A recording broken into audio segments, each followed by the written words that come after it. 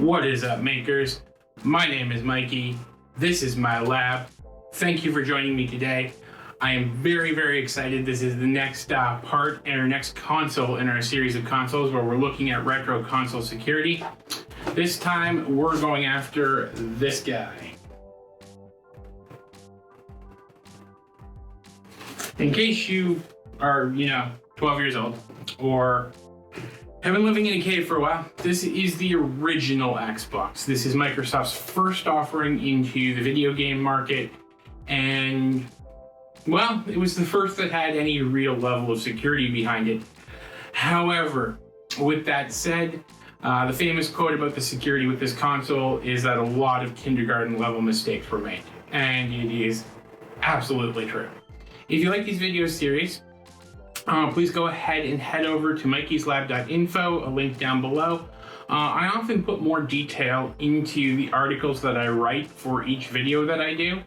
It may be exactly what you're looking for. It may have a piece of information that you just didn't know before. So always reference those down below. And while you're down in the description area, make sure you hit that subscribe button and turn on all of the notifications. All right, enough shameless self-promotion. Let's dive into the original Xbox. So the very first thing that Microsoft did was bring a PC to a console war, which is very much like bringing a knife to a gunfight. Needless to say, Sony and Nintendo didn't really take the first offering of Microsoft all that seriously. And as we'll find out, that was a mistake.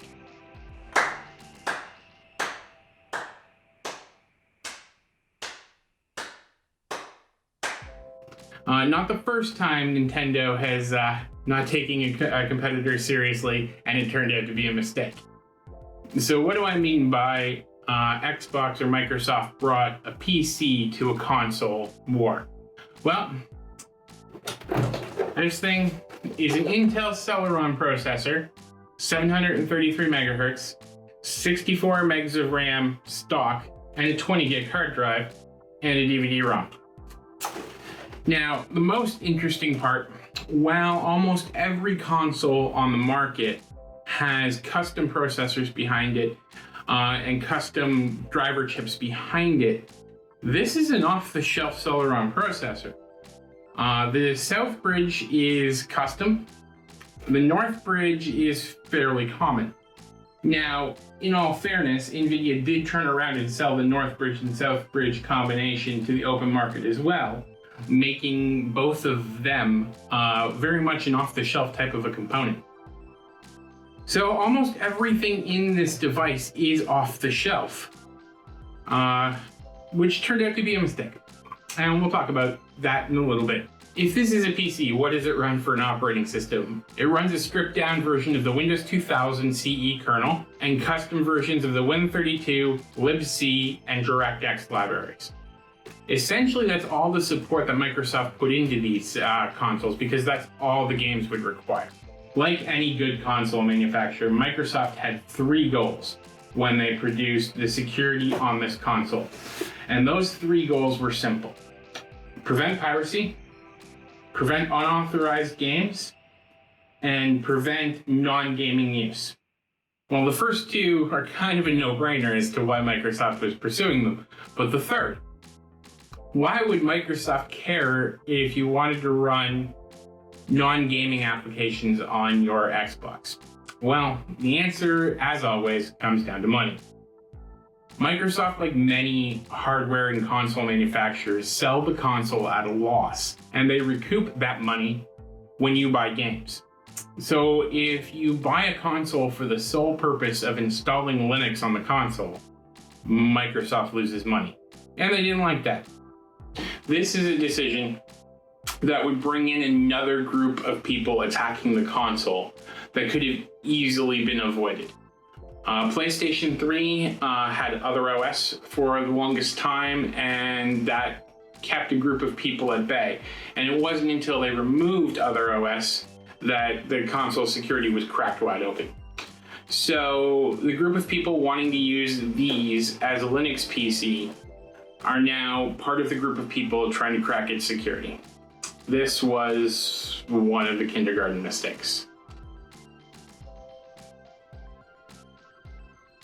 So let's dive into how the security in here was designed, how it was implemented, where the mistakes were, and how it was defeated. And then we will talk briefly about how we can defeat it in 2020. And in the next video, I will show you how to defeat it using a hardware mod in 2020.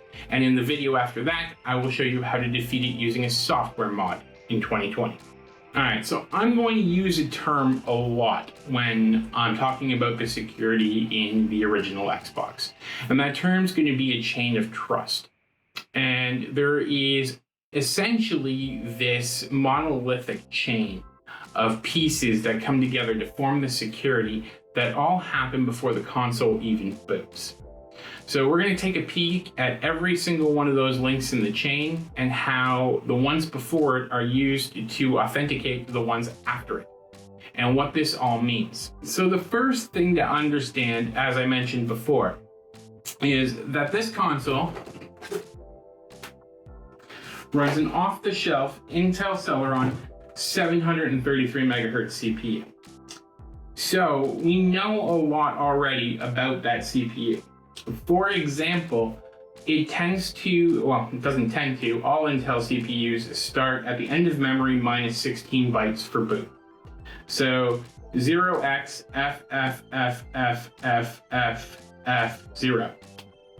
So we know that that's where it's going to boot.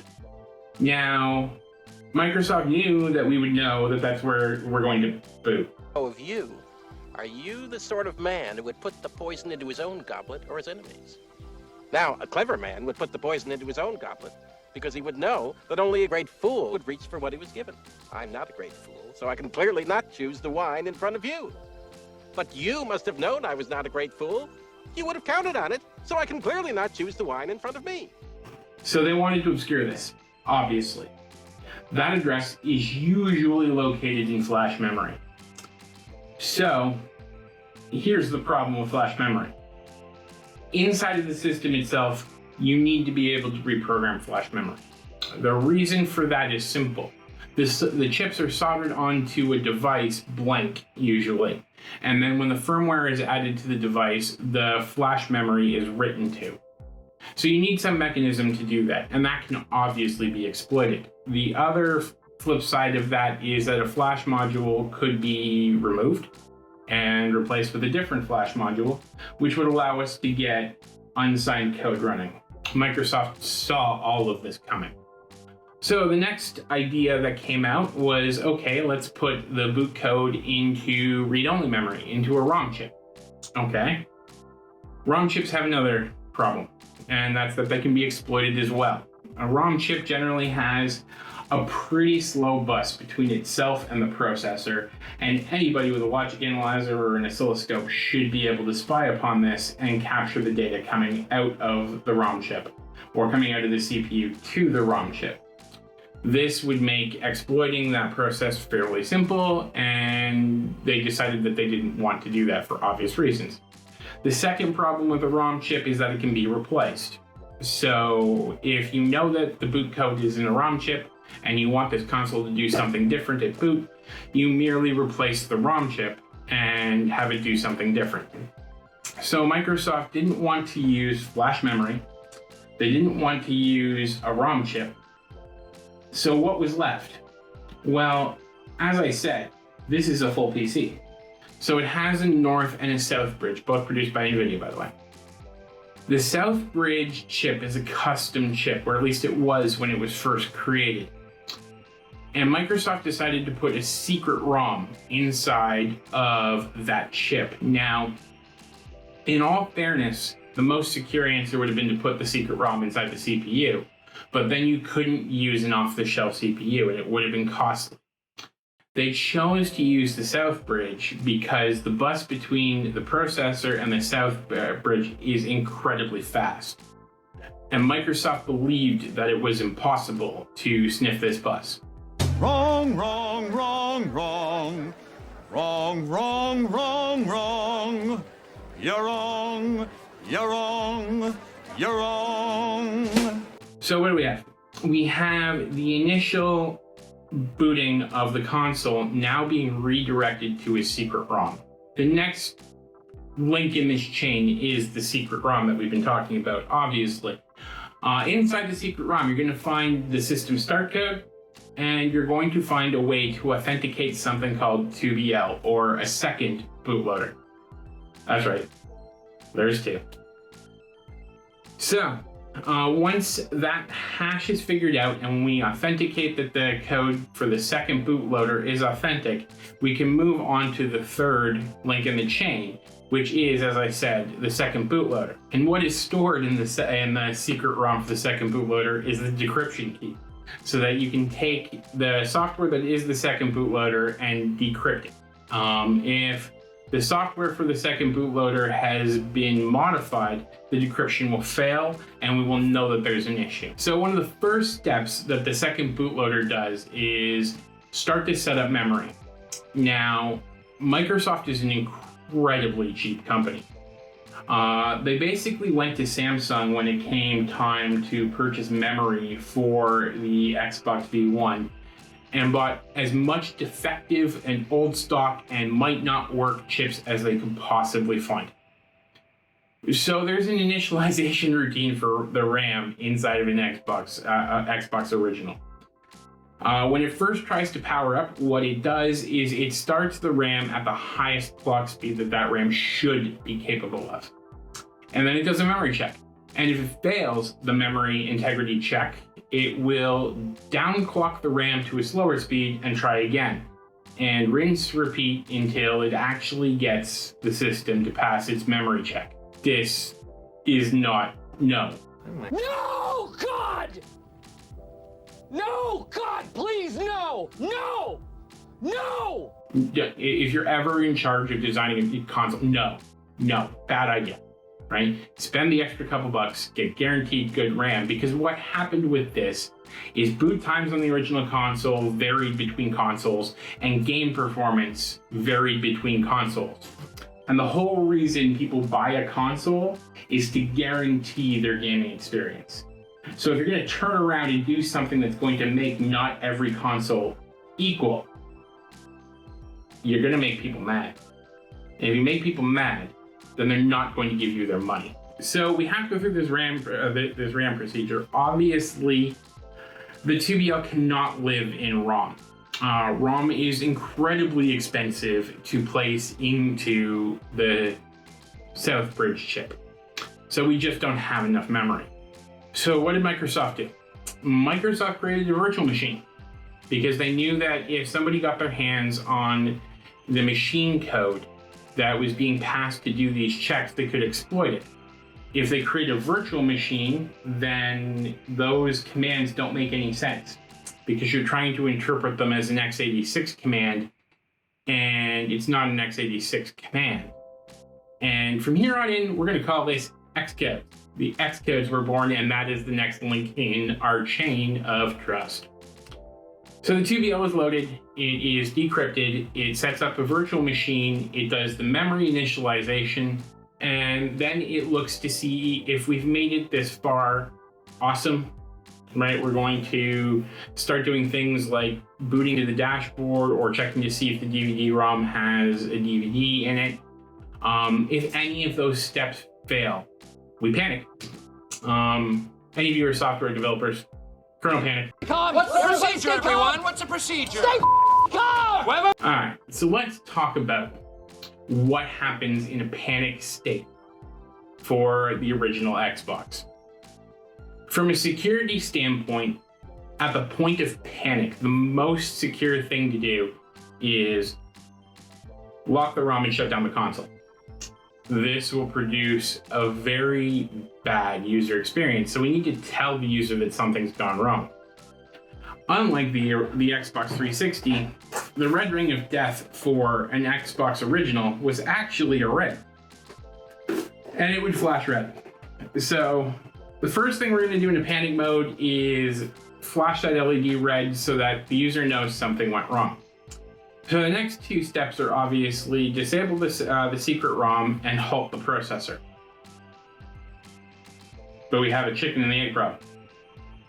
If you disable the secret ROM, where does the code to halt the processor come from? If you halt the processor, Who shuts down the secret ROM? All right, this results in one of Microsoft's, on the surface, better ideas. The prototyping of the Xbox V1 was done with AMD processors. And AMD processors have a quirk. If you jump to a memory address that's outside of the range, the system halts. Right? It screams an exception and the processor halts. Neat. So the way Microsoft addressed this was they made the last instruction on shutting down the secret ROM to jump to an out-of-memory range. Please note, I said that AMD processors do this. Now, there is two pieces of security that exist outside of this chain of trust that I was talking about. The chain of trust really just goes from system power on to kernel up and running. Everything dashboard and all that happens later. But the hard drive in a standard IDE format has the ability to be locked. And the drive will not unlock and not be able to, or not report any data or be able to be read until the right lock code is handed back to it. So Microsoft locked the IDE drives inside of the console and put the key inside the console. So it's unique to both. Not a huge problem to get around, but unique, not a bad thought. And the DVD-ROM inside of these consoles, the main piece of security that it has is the media type flag. So before it even checks to see if a piece of code on a DVD is signed, it checks to see what media type it is. If it's DVD, we're good. If it's DVD-R, -RW, anything but DVD, stop. Right? Because it's probably pirated software. Allowing for DVD meant you could also play movies and it would just continue. It was a natural win. One of the other interesting parts about the original Xbox game DVDs is that the first sector of it is actually a video sector. So if you take one of these games and you put it into a DVD player, you'll be greeted with this message.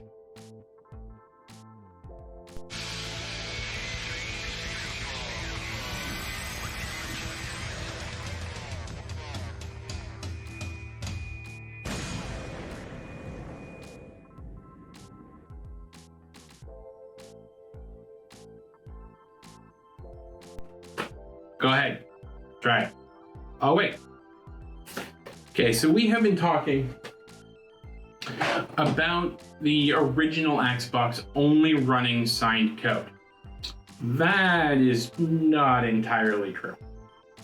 There are three types of files really, but two of them are grouped together, that are not checked to be signed when they're used by a program. And those are artwork, and those are saved games. Now, the reason might not be immediately apparent, but a saved game is created by the game. So if it was to be signed by Microsoft's secret key, the game would need to know this secret key, and we would easily be able to extract the secret key from inside of the source code of the game. So there was really no way to sign it with Microsoft's main key. So here we are. We have a console that's booted up. It's booted up to its dashboard on the unlocked hard drive through this chain of trust. How was it broken? There was a PhD student from MIT who went by the handle Bunny. Small B. Don't know why. But went by the handle Bunny, who took apart his original Xbox and saw the flash memory and went, that's an attack vector. He pulled the flash memory out and he read the contents. Now, he also knew that this was a Celeron 733 megahertz processor, so that it would start at end of memory minus 16 bytes. Now, given what Microsoft had done, he should have found a bunch of zeros, but instead he found a copy of the secret ROM. Apparently, an engineer, when they went from pre-production to production, didn't bother to clean out that part of the image of the flash. Remember when I said kindergarten mistakes? Yeah. So, obviously, Bunny thought that he had found all of the secret sauce, but the weird part was when he made changes to what was in the flash, saved it back to the flash and rewrote the flash and put it into his console, the new code didn't seem to execute. So Bunny knew at that moment in time that he needed to find someplace else that this is booting from. It's obviously not booting from the flash, otherwise his code changes would have been happening. You remember when I told you that Microsoft put the secret ROM inside of the South Bridge because they thought that the bus between the CPU and the South Bridge would be way too fast to sniff, that it would be completely impossible. Time for the You Were Wrong dance. So Bunny created a piece of hardware that would be able to read the data lines that fast, and he sniffed the contents of the secret ROM. So now Bunny had the second bootloader, he had the secret ROM, and he had a dump of the flash. Well, not a modern dump of the flash, not the actual production code, but close enough to give away the secret sauce. So Bunny put the contents of the flash onto his website and was promptly contacted by Microsoft lawyers. Andrew, my name is John Thomason with the Microsoft Xbox Group. I'd like to chat with you a little bit concerning the ROM image you have up on your website. We'd certainly like to have you remove that if you could. He decided to take it down. Probably a smart idea. So what does this all mean? This means that replacement ROM chips are possible. So we know that there are solder points on the South Bridge chip which go to an embedded ROM chip. We just need to wire another ROM in parallel and disable the original. The beautiful thing about most ROM chips is if you ground D0, it disables them.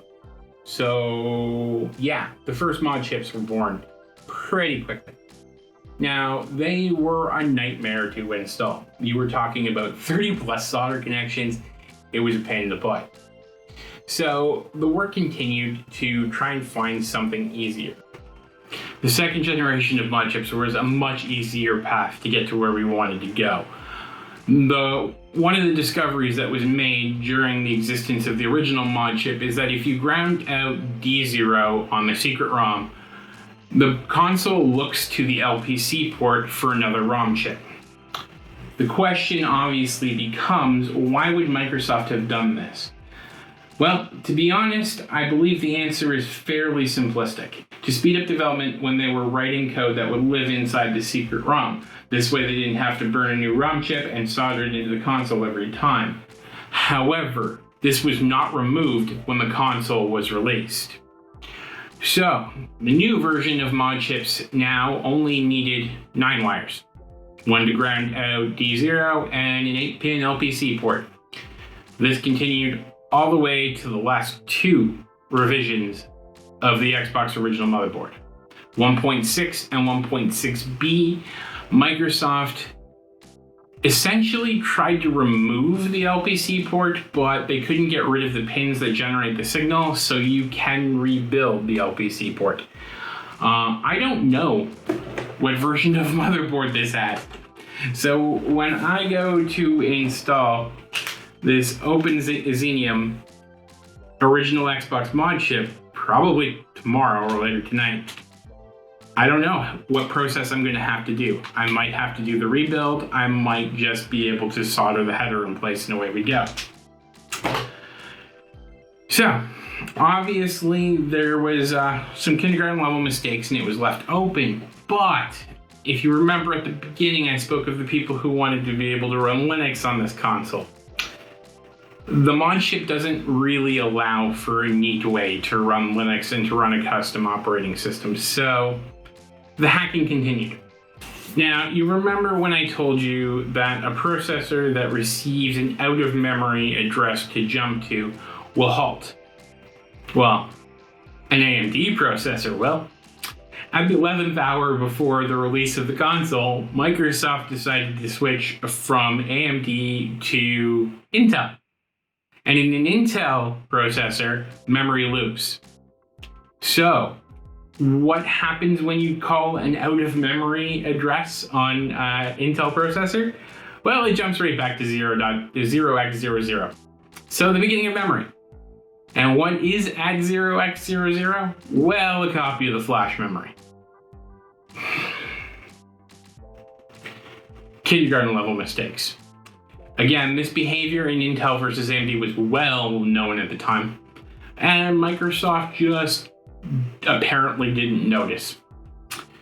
So, that lives in RAM. 0x00 is in RAM.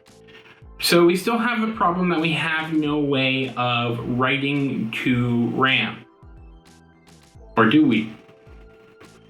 The Xcode that I told you about contains a function that allows you to load and write directly to memory, and it is not checked. Which means what it loads into memory is not checked to see if it's been signed. So a mod chip with that exploit gives us a very easy way for us to install a bootloader for our Linux operating system at 0x00.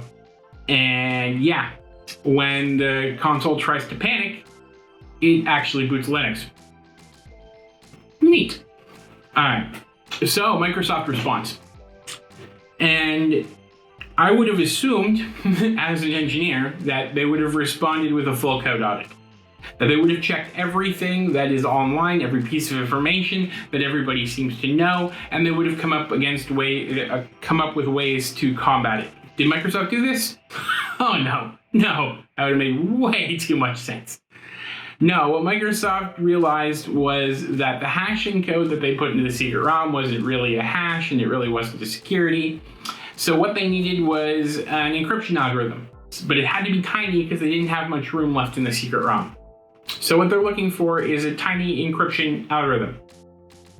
Go ahead, Google it. I'll wait. Yep, that's right. Microsoft implemented the first Google result for tiny encryption algorithm, or a project known as T. What Microsoft failed to realize for another time is that the T hash is not a real hash either. This information was publicly known years before Microsoft chose to use this. It was in the white papers, it was everywhere, and Microsoft still chose to use the first Google result for an encryption algorithm that's tiny. Kindergarten level mistakes. That was pretty much the only thing that Microsoft did in their first round of response. As I mentioned earlier, in later revisions of the hardware, they disabled the LPC port, but there really wasn't a whole lot of a back and forth going on with security with this console.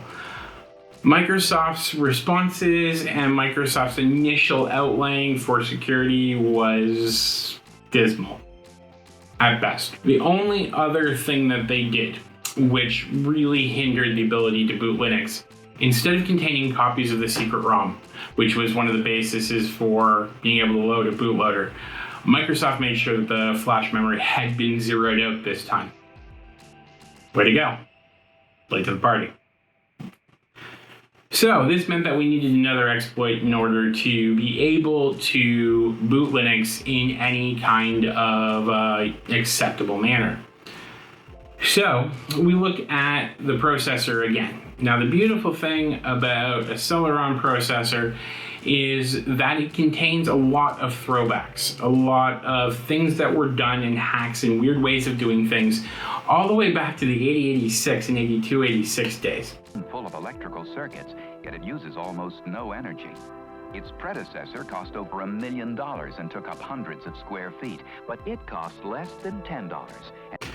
So, there was a period in time where that the memory address 0xFFFFFF0 was way too big. There just wasn't that much memory. So as processors evolved, they evolved the A20 command, which essentially told the system that it had half as much memory. In a modern processor, this is a pin, and if you pull it to ground, it changes the start location for the processor. So instead of starting at 0xFFFFFF0, it starts at 0xFEFFFFFF. FF? Anyway, it moves it way closer. And again, what is at that location? Well, flash memory. How we can write to easily. So, the next exploit for Linux actually wound up being much neater in that we would just write to the persistent flash, our bootloader, and it would live there. The Xbox original was not the first console to put out the concept of soft modding. That was actually the PS2, which we'll be looping back to after we're done this console. But soft modding was something that I personally never explored. I always liked the hard mod type of a situation. To me, they always seemed more reliable. But let's talk about soft modding. So one of the things that we find with programming is that variables have a size, okay? And if we can shove more data in than the developers intended to into that variable, most memory managers are just going to write however much data you send to it. They're not going to pay attention to, hey, this is only supposed to be an int32. Right, so why am I getting 64 bits of memory? They're just going to write all 64 in and just truncate whatever goes over top of it. That sanitation is supposed to be handled by code that was written to run on the system. So, if we can find a variable or we can add enough buffering to a variable to get out of the program space and get out of the memory space and get into the program space, again, that barrier is just conceptual. It doesn't actually exist in the memory manager. You can overwrite program memory. And if you can overwrite program memory, you can make the system do whatever you want the system to do. What part of the Xbox ecosystem do we know runs without being checked to see if it has passed the signature standpoint? Give you a hint, I mentioned it before. That's right, save games and artwork. So people got to work out looking at save games, trying to find something that would have the old friend of the software exploiters, the buffer overflow. Right, where something is not checked for its size when it goes through. There were numerous games found where this problem existed, and it was kind of out of Microsoft's control since it was bugs that were introduced into games, not into the console itself. Now, that's not to say Microsoft was without blame. We'll talk about fonts in a minute. This game is probably one of the most famous games that have an exploit in the save game.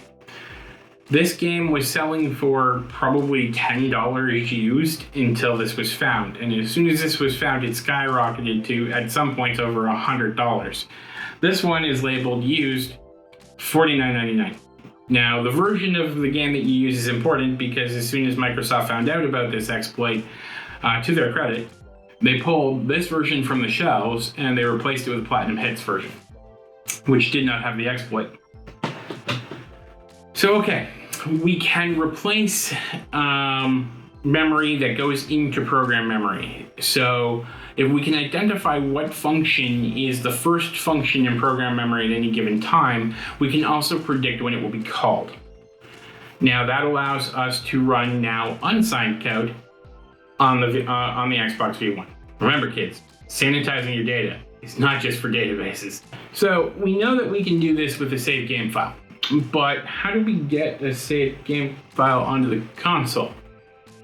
Well, if you take a close look at the controller ports, you're going to quickly notice those are standard USB ports with a weird connector. So there are a couple of ways that we could do this. That means that the memory cards are standard USB sticks with a weird file format on them. So what we can do is we can either build an adapter, open up the console, and plug the adapter into the pins on the console to give us real USB ports and use a USB stick. We can purchase an adapter that somebody has made that goes from the Xbox V1 control thing to a USB key, which is what we'll be using in the soft mod video. Or you can take the Xbox memory card and you can plug it into a PC by producing some type of adapter that was actually sold by Action Replay. All of these made it possible to copy a save game that had buffer space out and would allow for this exploit. We'll go into a lot more detail on how to do the soft mod and the technologies behind the soft mod in the soft modding video. It is a rather in-depth process on its own, and there is some unique tricks to have the persistence of the soft mod between each boot, and it's a long topic, and this video is already way too long. So, in conclusion for this video, I don't present this as a way to secure a console. I present this as a reminder of what not to do when you're trying to secure a console. Namely, release the entire contents, something you're trying to keep secret, inside of the flash that you probably should have zeroed out.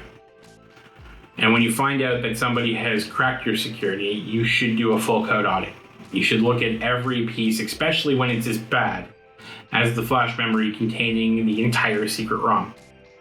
You should probably do a full code audit, and you should probably try to tighten everything up a lot more than Microsoft did. Now, with all of this said, the security of comparable consoles at the time was laughable compared to this.